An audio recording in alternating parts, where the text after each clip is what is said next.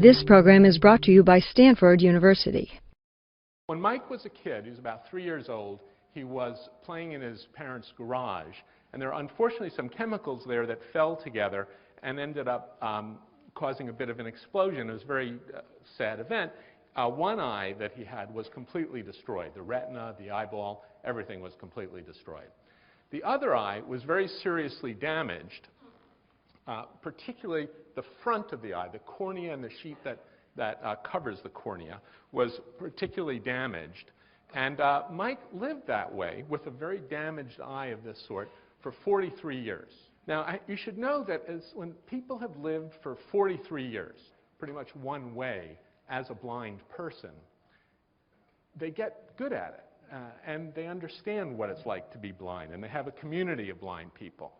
And it's very scary to actually transform yourself from somebody who would be blind into somebody who would be sighted. And you should know about Mike that he's a very special person. He's really quite a risk taker.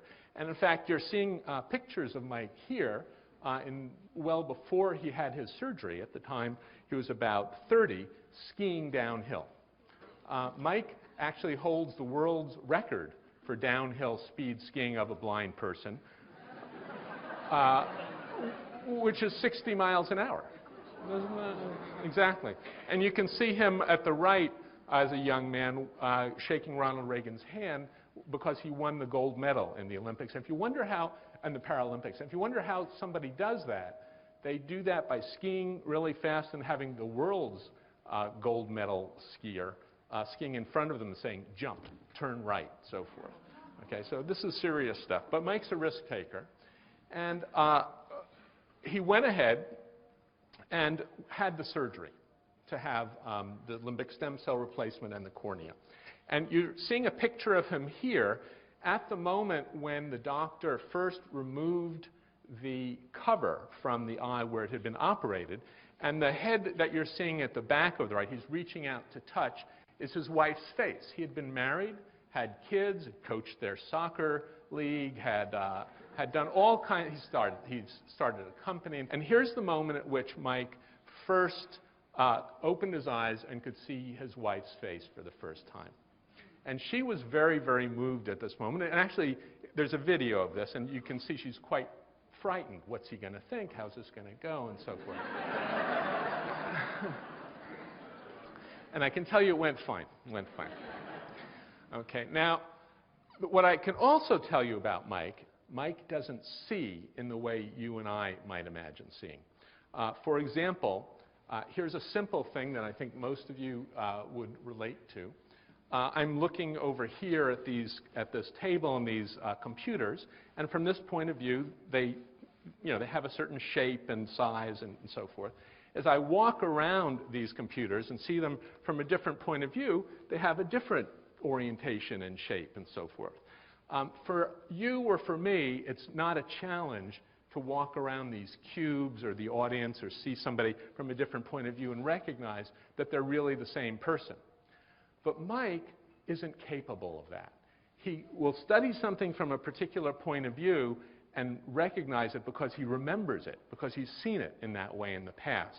But it won't be automatic for him to just walk around to the other side. It'll have a different shape and angle, and he'll just obviously know that it's the same. It's really something that he has learned. And when I would sit and talk to Mike, say, well, how's that vision thing going? Are you seeing better? He'd say, well, yeah, I'm getting smarter at it. I'm reasoning more quickly about it. But as you know, for your own vision, it's not something that you reason about. It's something that happens pretty much automatically and with a kind of fluidity that Mike has never achieved. So for the next few minutes, I want to give you a sense of why it is Mike might not have achieved that fluidity, even though his peripheral vision has been restored. And as you know, the brain is where the interpretations of faces, objects, colors, and so forth take place.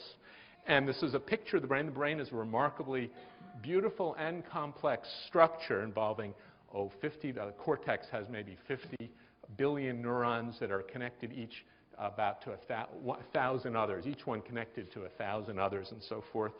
And it's really massively interconnected and quite a complex structure.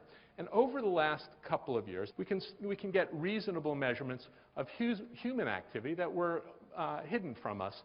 We can do this using magnetic resonance imagers, and we'll be able to actually measure the activity of the human brain in experiments called functional magnetic resonance imaging, as are illustrated here. In this particular case, you can see the brain is staring at the red spot. The eyes would be in the front, staring at the red spot. And you can see these expanding rings of activity of the stimuli cause a pattern of activity to move forward from the back of the brain to the front of the brain in a very regular pattern, which we call a visual field map. And we develop methods to measure the visually responsive parts of cortex and how the world is mapped onto the brain. And now it's quite a regular experiment. You can take, any of you can hop into the scanner, and half an hour from now we would have a map of your cortex. And we did that for Mike. And the first part you can see is we've zoomed in here to the very back of the brain. And on the right is showing you what the pattern of activity would be in a control brain in most of you. And the very red means that that part of the brain is stimulated by the center of your visual field. And as you go to green and blue, it's the periphery. And if you just compare the pattern between a typical control and Mike, you can see that Mike is missing a lot of the responses in the very center of the visual field. And if you think of the things that you do with the center of your visual field, there are things like reading, which is very slow for Mike, recognizing fine patterns, and you have, in fact, a great specialization in your brain in the center. It's called the fovea, and Mike's is quite disorganized there. And so during those years, from 3 to 46, we believe that that part of his brain didn't develop in the natural way because it was deprived of the kinds of stimuli that would have helped it to develop in the normal way.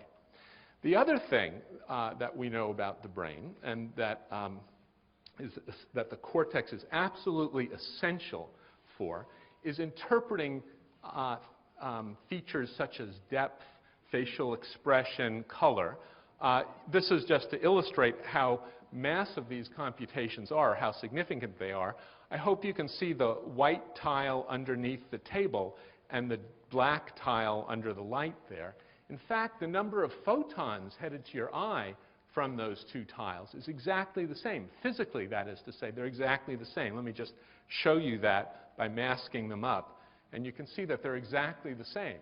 But they don't look the same to you because your brain is correctly interpreting them as, well, gee, one's in shadow and it's sending, say, 1,000 photons per second to my eye. The other's in direct light and sending the same number of photons to your eye. Well, the one that's in direct light must not be very reflective. It must be kind of a dark surface.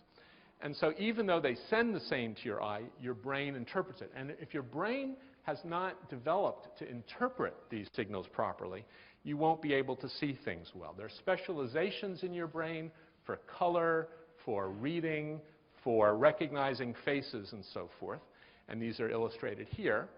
And we, again, in one of these functional magnetic resonance imaging experiments, we could ask Mike to examine faces versus other things. And if in a typical control, the red parts of the brain respond when somebody's looking at a face, and the blue parts that you're seeing here respond when they're looking at some other object that's essentially matched for it.